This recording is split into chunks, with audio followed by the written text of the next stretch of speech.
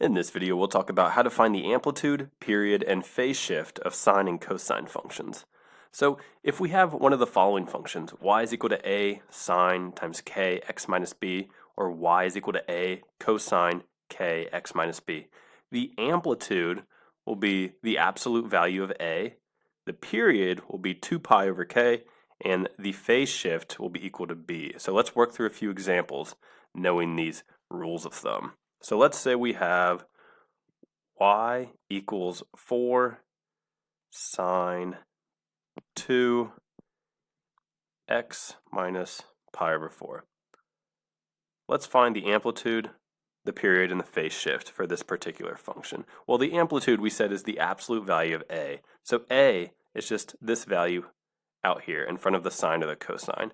So we'll say a is equal to the absolute value of 4, and that's just 4. So the amplitude is 4. The period, let's abbreviate that as p. That's equal to 2 pi over k. Well, k is whatever number is directly in front of the parentheses. Well, here we have a 2. So the period would just be 2 pi divided by 2. And that's just equal to pi. So the period is pi. What about the phase shift? Let's abbreviate that as p dot s. Well, we said the phase shift is just b.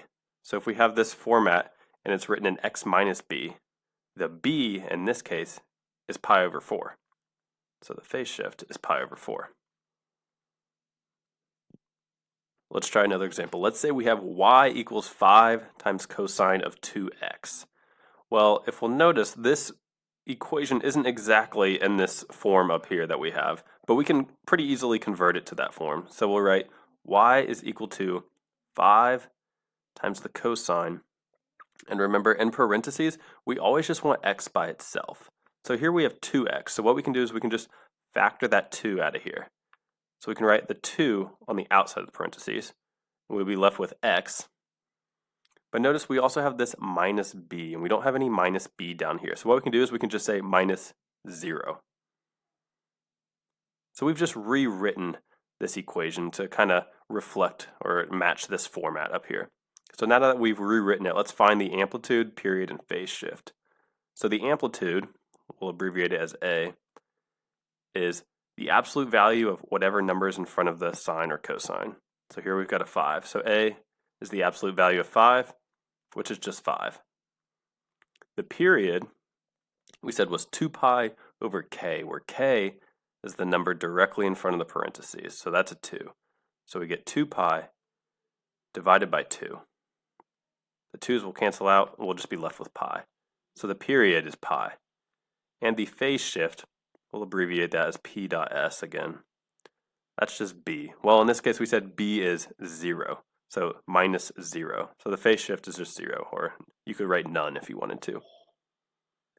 All right, let's try another one. Let's say we have y equals 3/4 cosine of 4x plus 4 pi over 3. So once again, if we want to get it in this format up here, we would like the x to be all by itself. So notice that there's a 4 in front of the x right now. So we really want to factor that 4 out of there. So let's rewrite this as y equals 3/4 cosine 4. Once we get that 4 out of there, we'll be left with an x. But we also have to factor out a 4 from this term right here, 4 pi over 3. So if we took a 4 out of there, we would just be left with pi over 3. Because if we think about it, if we wanted to get back to this form, we would just distribute this 4 times x, 4 pi over 3. So that's how we could do that. So now that we've rewritten this equation, let's go ahead and find the amplitude, period, and phase shift. So the amplitude, I'll abbreviate that as a, is whatever number is in front of the cosine or sine. So that's 3/4 in this example. So the absolute value of 3/4, and that's just 3/4. The period is 2 pi over k. So in this case, k is the number directly in front of the parentheses, which is a 4. So the period is 2 pi over 4. So if we reduce, we'll be left with pi over 2. The period is pi over 2. And now the phase shift, p dot s, is b, whatever is being subtracted. Well, notice here, this one's a little different. This is a positive sign. But if we imagine this was a negative sign, we could rewrite this as x minus a negative pi over 3. So really b in this example is a negative pi over 3. So our phase shift is negative pi over 3. All right, let's try one more. Let's say we have y equals negative 1/4 sine x over 6 plus 1/3.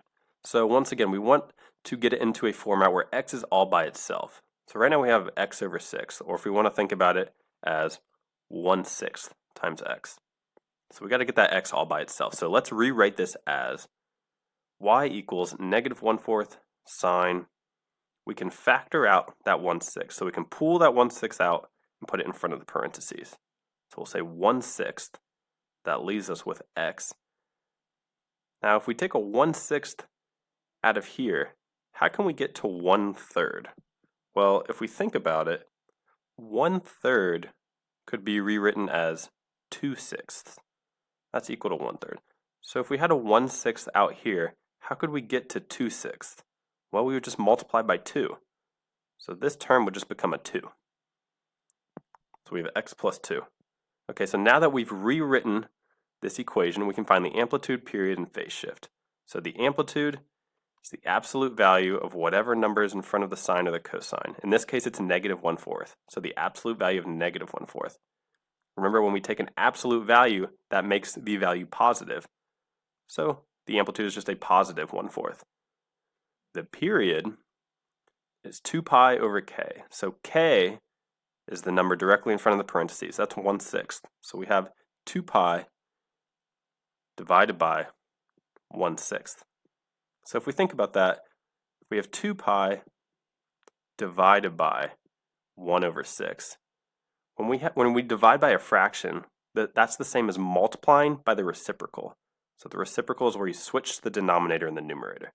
So really we can rewrite that as 2 pi over 1 times 6 over 1. So if we multiply straight across, we get 12 pi over 1, or just 12 pi. So the period is 12 pi. And the phase shift, p dot s, is equal to negative b. So once again, notice we have a positive sign in the parentheses here. But we can imagine that that could be rewritten as x minus a negative 2. That's the same as adding 2. So the b is really negative 2. So our phase shift is negative 2.